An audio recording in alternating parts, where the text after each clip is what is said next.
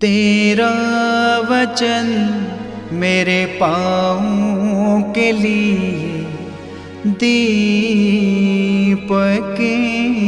है और मेरे मार्ग का उजियाला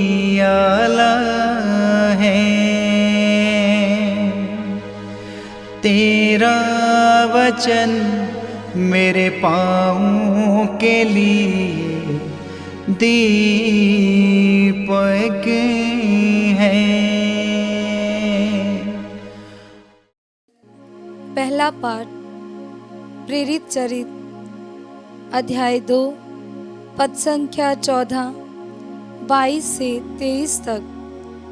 पेंतिकोस्त के दिन पेत्रुस ने 11 के साथ खड़े होकर लोगों को संबोधित करते हुए ऊंचे स्वर से कहा, इस्राएली भाइयों, मेरी बातें ध्यान से सुनिए। आप लोग स्वयं जानते हैं कि ईश्वर ने यीशु नाज़री द्वारा आप लोगों के बीच कितने महान कार्य, चमत्कार एवं चिन्ह दिखाए हैं। इससे ये प्रमाणित हुआ कि यीशु ईश्वर की ओर से आप लोगों के पास भेजे गए थे। वह ईश्वर के विधान तथा पूर्व ज्ञान के अनुसार पकड़वा दिए गए और आप लोगों ने विधर्मियों के हाथों उन्हें क्रूस पर चढ़वाया और मरवा डाला है। किंतु ईश्वर ने मृत्यु के बंधन खोलकर उन्हें पूर्ण जीवित किया। ये असंभव ही था कि वह मृत्यु के वश में रह जाएं, क्योंकि उनके विषय में दाऊद ये कहते हैं, प्रभु सदा मेरी आंखों के सामने रहता है, वह मेरे दाहिने विद्यमान है। इसलिए मैं दृढ़ बना रहता हूँ, मेरा हृदय आनंदित है, मेरी आत्मा प्रफुल्लित है और मेरा शरीर भी सुरक्षित रहेगा। क्योंकि तू मेरी आत्मा को अधोलोक में नहीं छोड़ेगा, तू अपने भक्त को कब्र में गलने नहीं देगा। तूने मुझे जीवन का मार्ग सिखाया है, तेरे पास रहकर मुझे परिपूर्ण आनंद प्राप्त होगा। ये प्रभु की वाणी है। ईश्वर को धन्यवाद। भजन अनुवाक्य। हे प्रभु, हमें जीवन का मार्ग दिखा। हे प्रभु, हमें जीवन का मार्ग दिखा। हे प्रभु, तुझ पर ही भरोसा है, तू मेरी रक्षा कर। मैं प्रभु से कहता हूँ, तू ही मेरा ईश्वर है। हे प्रभु, तू मेरा सर्वस्व और मेरा भाग्य है, तेरे ही हाथों में मेरा जीवन है। अनुवाक्य। हे प्रभु, हमें जीवन का मार्ग दिखा। मैं अपने परामर्शदाता ईश्वर को धन्य कहूँगा। मेरा अंतःकरण रात को भी मुझे मार्ग दिखाता है। प्रभु सदा ही मेरी आंखों के सामने रहता है, वह मेरे दाहिने विद्यमान है, इसलिए मैं दृढ़ बना रहता हूँ। अनुवाक्य। हे प्रभु, हमें जीवन का मार्ग दिखा। मेरा हृदय आनंदित है, मेरी आत्मा प्रफुल्लित है और मेरा शरीर भी सुरक्षित रहेगा। क्योंकि तू मेरी आत्मा को अधोलोक में नहीं छोड़ेगा, तू अपने भक्त को कब्र में गलने नहीं देगा। अनुवाक्य। हे प्रभु, हमें जीवन का मार्ग बता। तू मुझे जीवन का मार्ग दिखाएगा।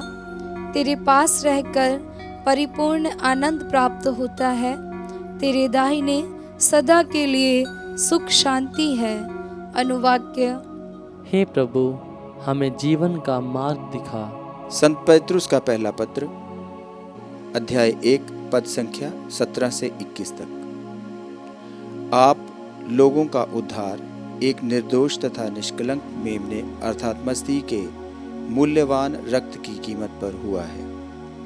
यदि आप उसे पिता कहकर पुकारते हैं जो पक्षपात किए बिना प्रत्येक मनुष्य का उसके कर्मों के अनुसार न्याय करता है, तो जब तक आप यहाँ परदेश में रहते हैं तब तक उस पर श्रद्धा रखते हुए जीवन बिताएं। आप लोग जानते हैं कि आपके पुरखों से चली आई हुई निरर्थक जीवनचर्या से आपका उद्धार सोने चांदी जैसी नश्वर चीजों की कीमत पर नहीं हुआ है, बल्कि एक निर्दोष तथा निष्कलंक मेमने अर्थात मसीह के मूल्यवान रक्त की कीमत पर। वह संसार की सृष्टि से पहले तो नियुक्त किए गए थे, किंतु समय के अंत में आपके हेतु प्रकट हुए।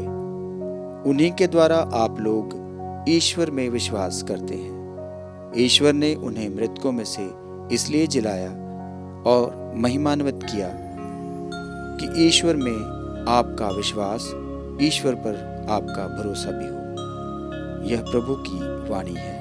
ईश्वर को धन्यवाद। जय घोष। हालेलुया। अनुवाक्य। हालेलुया।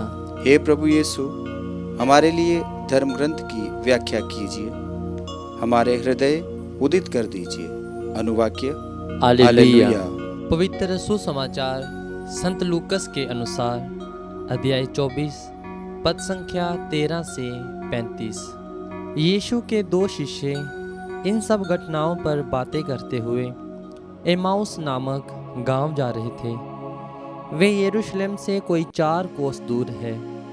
वे आपस में बातचीत और विचार विमर्श कर ही रहे थे कि यीशु स्वयं आकर उनके साथ चलने लगे। परंतु शिष्यों की आंखें उन्हें पहचानने में असमर्थ रही। यीशु ने उनसे कहा, आप लोग राह चलते किस विषय पर बातचीत कर रहे हैं? वे रुक गए। उनके मुख मलिन थे। उनमें से एक क्लोफस ने उत्तर दिया, यरूशलेम में रहने वालों में से आप ही एक ऐसे हैं जो ये नहीं जानते कि इन दिनों वहाँ क्या क्या हुआ है। यीशु ने उनसे कहा, क्या हुआ है? उन्होंने उत्तर दिया, बात यीशु नाजरी की है। वह ईश्वर और समस्त जनता की दृष्टि में कर्म और वचन के शक्तिशाली नबी थे। हमारे महायाजकों और शासकों ने उन्हें प्राणदंड दिलाया और क्रूस पर चढ़वाया। हम तो आशा करते थे कि वही इज़राइल का उद्धार करने वाले हैं। ये सच है कि हम में से कुछ स्त्रियों ने हमें बड़े अचंभे में डाल दिया है। वे बड़े सवेरे कब्र के पास गईं और उन्हें यीशु का शव नहीं मिला। उन्होंने लौटकर कहा कि हमें स्वर्गदूत दिखाई दिए जिन्होंने यह बताया कि यीशु जीवित है। इस पर हमारे कुछ साथी कब्र के पास गए और उन्होंने सब कुछ वैसा ही पाया जैसा स्त्रियों ने कहा था, परंतु उन्होंने यीशु को नहीं देखा। तब यीशु ने उनसे कहा, रे निर्बुद्धियों, नबियों ने जो कुछ कहा है उस पर विश्वास करने में तुम कितने मंदमती हो। क्या यह आवश्यक नहीं था कि मसीह वह सब सह लें और इस प्रकार अपनी महिमा में प्रवेश करें? तब मूसा से लेकर अन्य सब नबियों का हवाला देते हुए जो कुछ धर्म ग्रंथ में अपने विषय में लिखा है, ये सब यीशु ने उन्हें समझाया। इतने में वे उस गांव के पास पहुंच गए जहां वे जा रहे थे। लग रहा था जैसे यीशु आगे बढ़ना चाहते हैं। शिष्यों ने यह कहकर उनसे आग्रह किया, हमारे साथ रह जाइए, सांझ हो रही है और अब दिन ढल चुका है। और वह उनके साथ रहने के लिए भीतर गए। यीशु ने उनके साथ भोजन पर बैठकर रोटी ली, आशीष की प्रार्थना पढ़ी और उसे तोड़कर उन्हें दे दिया।